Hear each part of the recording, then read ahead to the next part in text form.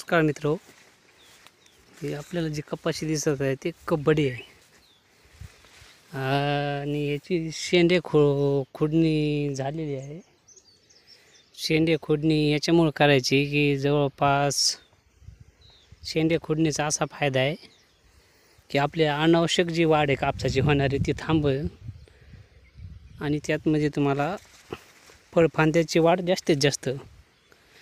त्यामुळं तसं तर पाहिलं तर समजा वाढीसाठी थांबवण्यासाठी अनेक प्रकारचे औषधे मिळतात, पण त्यामुळे काय होतं, एकतर खर्च वाढतो आणि जास्त दिवस रिझल्ट पाहायला मिळत नाहीत. कारण काही दिवसापुरती वाढ थांबते औषधामुळं, पण नंतर पुन्हा वाढायला चालू होतं. आणि ह्याला जर कायमचा बंदोबस्त करायचा जर म्हणलं तर शेंडे खोडणी हा योग्य पर्याय आहे.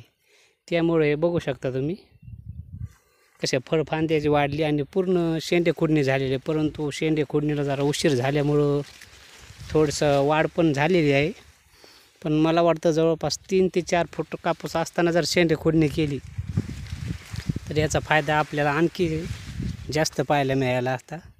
तर तुम्हीसुद्धा ही पद्धत करून बघा, अतिशय योग्य आहे आणि आपल्या कापसाची जी अनावश्यक वाढ आहे ते थांबवण्यासाठी ही पद्धत आणखी योग्य अशी आहे.